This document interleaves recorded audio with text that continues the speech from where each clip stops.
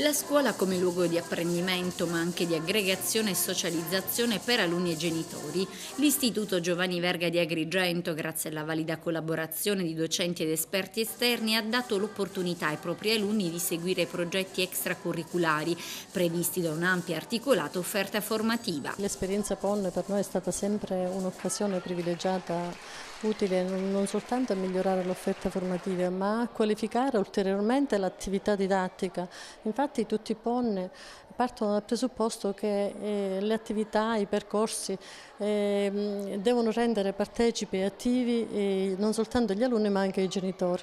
Infatti diciamo che l'attività laboratoriale, che è la metodologia fondante di queste attività, ha reso protagonisti i bambini, protagonisti i genitori, e oggi non è altro che un giorno particolarmente importante, perché rende al territorio una scuola, fa vedere al territorio come la nostra scuola si ponga ed è viva a livello di attività. Dallo studio della musica ai laboratori di ceramica alla realizzazione attraverso l'uso del PC e dell'animazione tradizionale di un cartone animato per far capire ai più piccoli il rispetto dell'ambiente.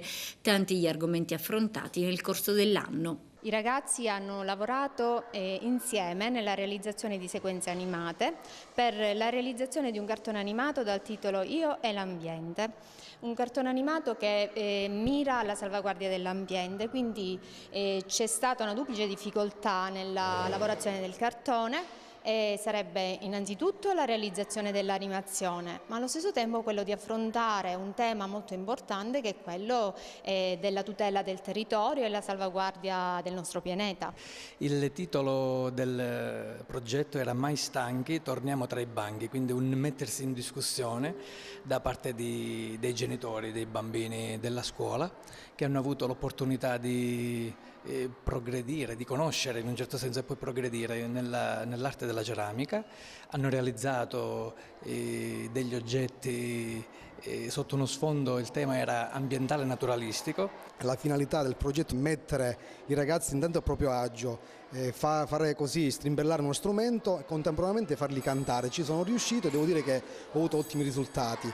Ottimi risultati raggiunti nell'ambito delle diverse progettualità, risultati confermati, oltre che dai numeri, dal giudizio del valutatore esperto. È un bilancio positivo perché la scuola con questi progetti permette a un territorio povero e con degli enti che certamente hanno poca attenzione per il territorio, di essere un punto di riferimento fondamentale per le persone che abitano in questo quartiere. Sono i numeri che parlano, perché questi laboratori registrano l'esaurito, nel senso che sono laboratori che prevedono un massimo di 25 alunni e noi abbiamo richieste superiori